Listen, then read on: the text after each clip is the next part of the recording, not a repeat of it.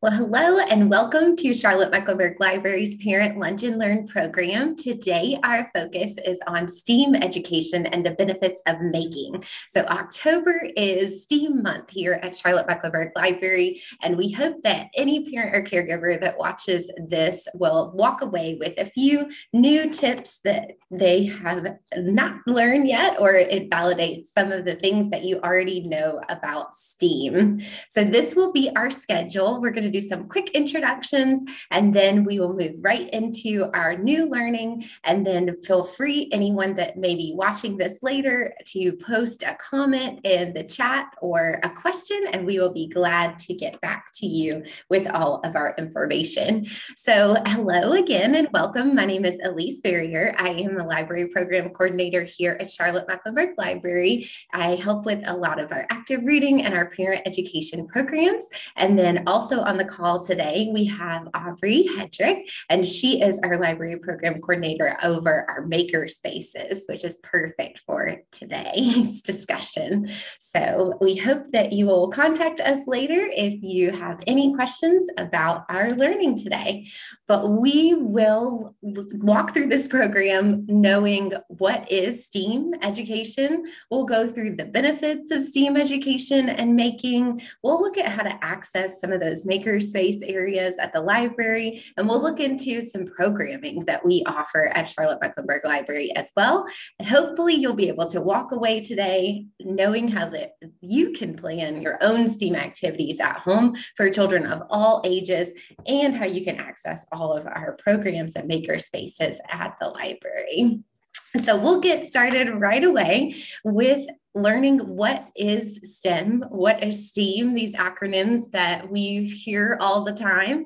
So STEM and STEAM. STEAM stands for, you see on the screen, science, technology, engineering, arts, and mathematics.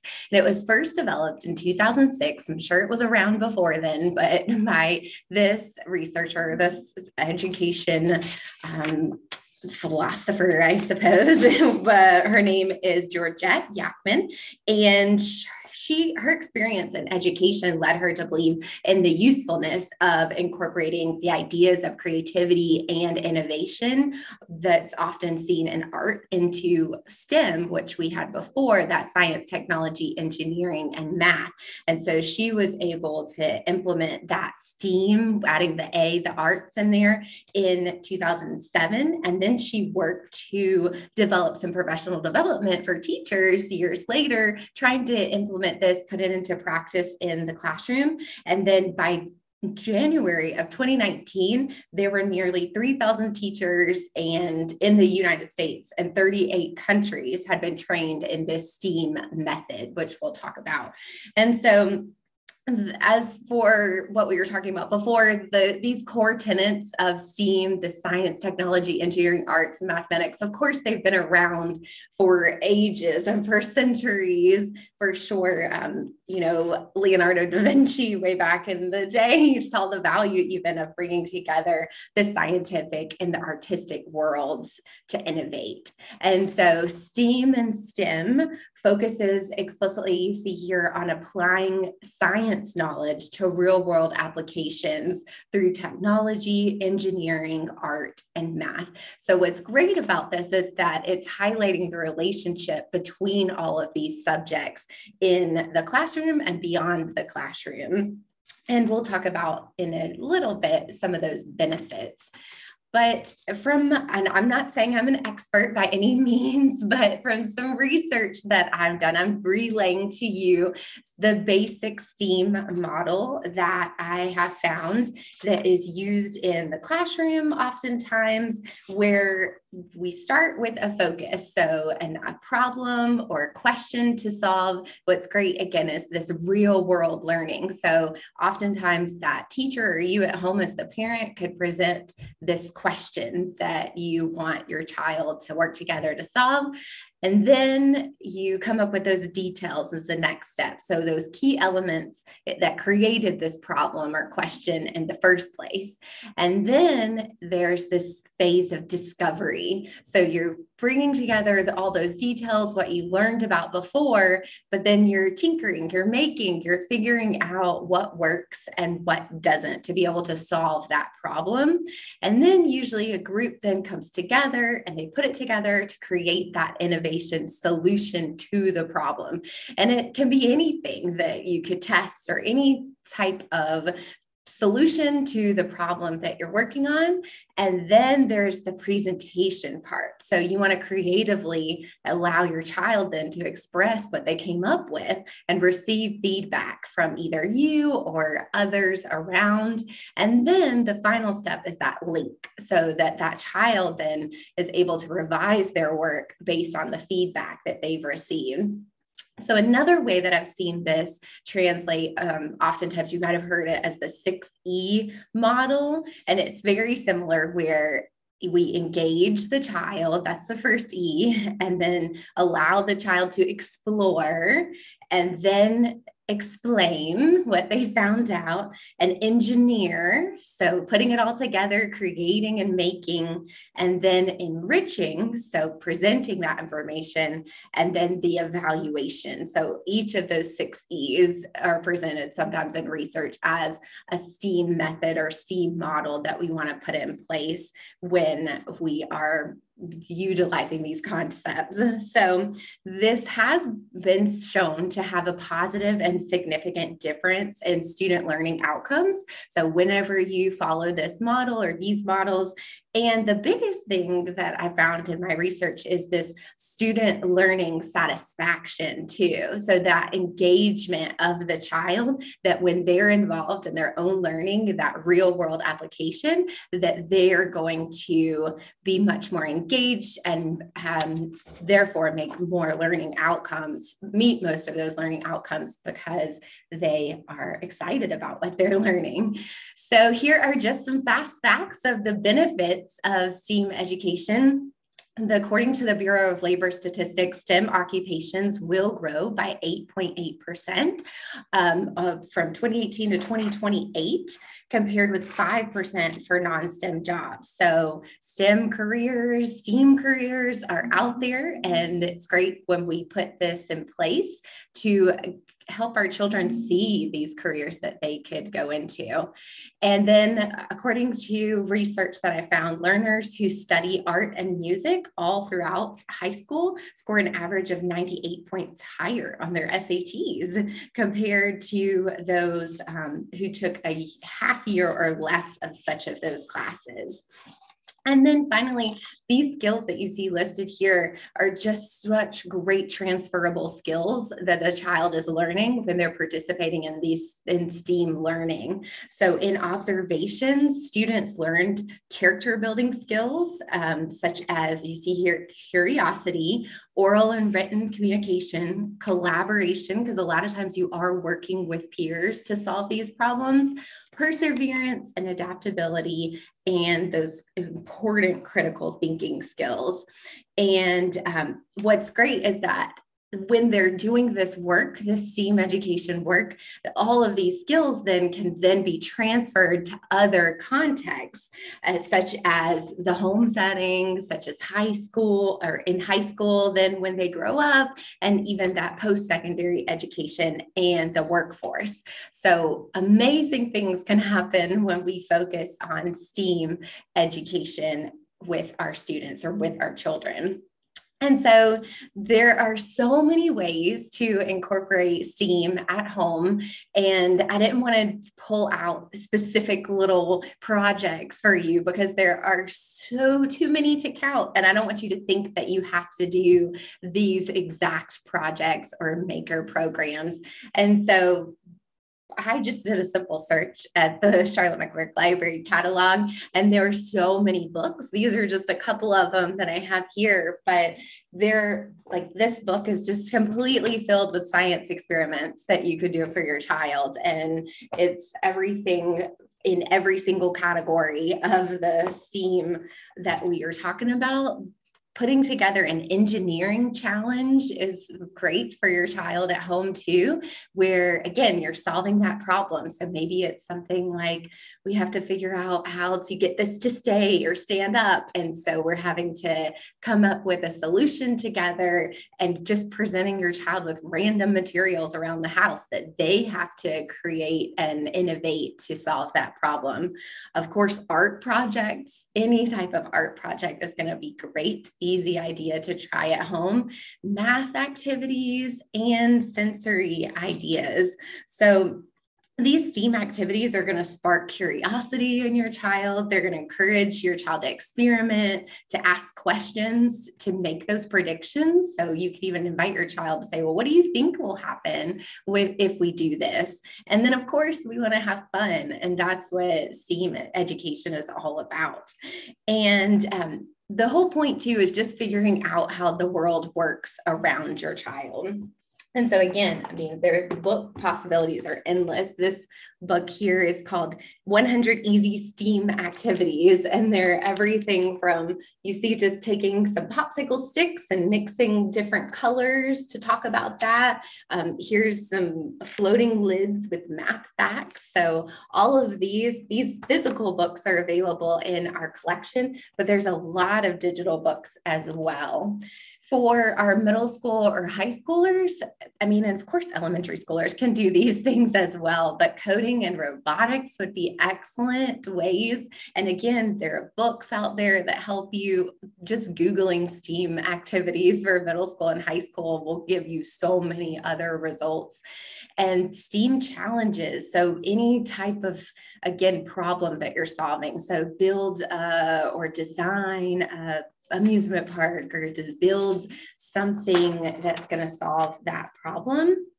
And even of ideas of family movie night. So you're picking maybe a STEAM edition family movie night. So it could be a documentary, it could be about famous inventors or researchers, but it could also just be a fiction adaptation of something that's happened in one of those STEAM fields. Of course, anytime you're cooking with your child, so this could be elementary all throughout high school and beyond, that science of cooking that comes into place, and the math with measuring all of those items out. And then we would invite you and your child to create anything digitally too. So that could be art, it could be gaming, so creating a game. And these are just a few books that I found in our catalog as well. So Calling All Minds, How to Think Like an Inventor, Math Games for Middle School, Coding Games, and Scratch, STEM Lab. And so I've compiled all of these in a book list that I will make sure to put in the comments section that you can easily click on and find all of these. But I found this graphic as well, just to show you that it is that you might think you need this fancy equipment, or you might need all of these books in your collection at home to implement some of these activities. Really, a lot of things are just available right in your own home or even outside. So this graphic kind of breaks it down. For science, just go outside, have an adventure, ask your child to describe what they're seeing. Technology, even looking for items in your house like lamps, forks, faucets, and having that conversation about how they function. Talking back and forth with your child is going to improve your child's language and vocabulary as well. So engineering, find ways to make cars, toy cars, or any toys go faster. Again, you're coming up with that challenge, that problem that you're solving in innovative and creative ways.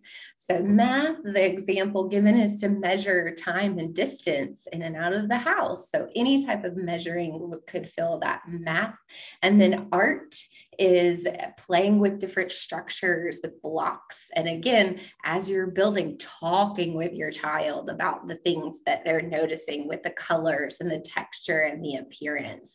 So simple things that we can do that I think as parents and caregivers, if we just remember, okay, STEAM, that acronym, and putting any of these concepts into practice is a great first step at home, knowing all of the benefits.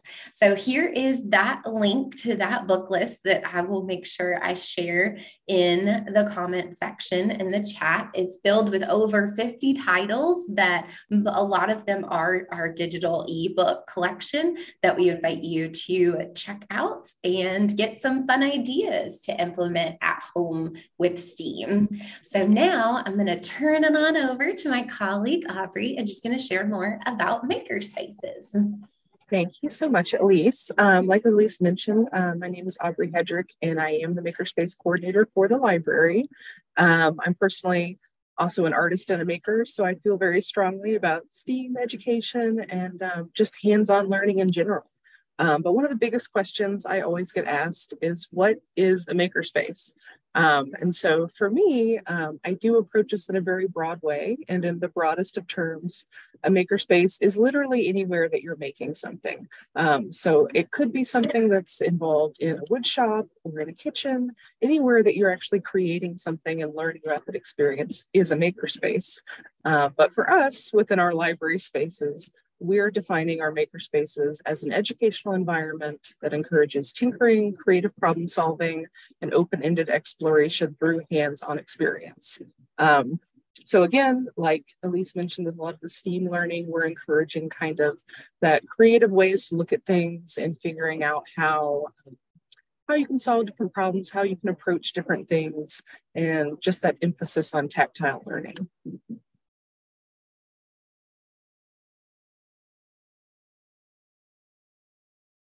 So Charlotte Mecklenburg, we do have a couple of makerspaces. Recently this year, we started trying to push forward programming with maker components, whether or not there's an actual makerspace, just because as Elise also mentioned, talking about STEAM activities, a lot of people do tend to think of equipment and technology when they think of makerspaces, but you don't necessarily need them.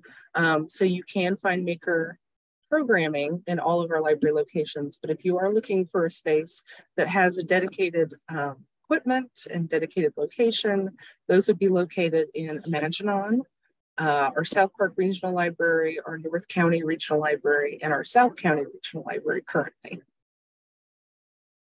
So in these spaces, like I said, they do have a dedicated room and also dedicated technology for maker activities. At Imaginon, you will see their items are located in the teen loft area. And so they're generally geared more towards preteens and teenagers to access the space, but they do have 3D printers, a vinyl cutter, green screen, sound booth to kind of record audio, and then sewing machines as well. South Park, also they have 3D printers, vinyl cutters, a tabletop CNC, which is kind of like a wood carving machine, and sewing machines as well. North County also has 3D printers, a vinyl cutter, that same kind of tabletop CNC that does wood carving, sewing machines, and then they also have a room that has a green screen and then audio recording and editing software. And South County is our most recent location. So they're getting up to speed with everything, but they also have 3D printers and a vinyl cutter and a laser cutter. South Park, North County, and South County are all ages. So they could be for your children and students, but that also could be for adults as well who are interested in exploring. And they do kind of give general overviews on the equipment if you're just curious about what the machines do also. So using our spaces, library programs that you would attend, and just asking questions about the tools, learning about the software, that's always going to be free of charge. The only fees that are associated is if you had a personal project. So you came in with a 3D design that you wanted to try to print, you would just be paying for the filament that's used to create the item. But anything you attended that was library promoted or pre-planned program, those would be free. But you'll see listed here, we do have a couple of our material costs listed. They're generally low cost. Like I said, it is all based off of the amount of material consumed, and any staff member at the locations can give you a total estimation of how much your project would cost. So you know ahead of time kind of what you're getting into before you commit and pay it and move forward. So we do have some upcoming programs. I highlighted a couple here. These are at different locations, but I believe it's at South Park. They've been doing some 3D printed earring programs. Then they've got some upcoming resin art. And then I also noticed some D&D mini figurine painting. These are just a couple of highlighted things. There are other programs coming up as well as open studio hours. So as we've moved back into in-person programming, we're working on getting these locations to have some consistent open hours. But if you currently call those library branches that I mentioned, Imaginon, South Park, North County, and South County, they can give you either a specific appointment time or a time that you could come in just to visit if you had your own questions and projects in mind.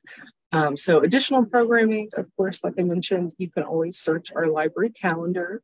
And if you search the keyword Makerspace, you'll see any programs that have been tagged with that. I know also we have some great STEAM programming coming up as well. And so those items here you can see on this slide, again, in our calendar, you can actually filter out things that are highlighted under STEAM month. And so those will also include Makerspace programs, but just anything that might be STEAM related in general. Sounds great. Thank you so much for sharing all of that about our Makerspace programming and Makerspaces at the library. So we usually end with a time for discussion for any parents or caregivers out there. So we would invite you to post in the comments, what activities have you tried at your own house or that you will try at home? And if you have any questions about Makerspaces or about our STEAM programming at the library, we invite you to contact us and we'll post our information in the links in the comments again, but everything can be accessed at cmlibrary.org. And so we thank you so much for attending today. If you've watched this program later, we invite you to complete our post survey at bit.ly/parent survey 22. So you'll be able to share with us about any other future programs that you would like to see at Charlotte Mecklenburg Library as well. So thank you very much for coming. And thank you, Aubrey, for sharing this information. Thank you so much.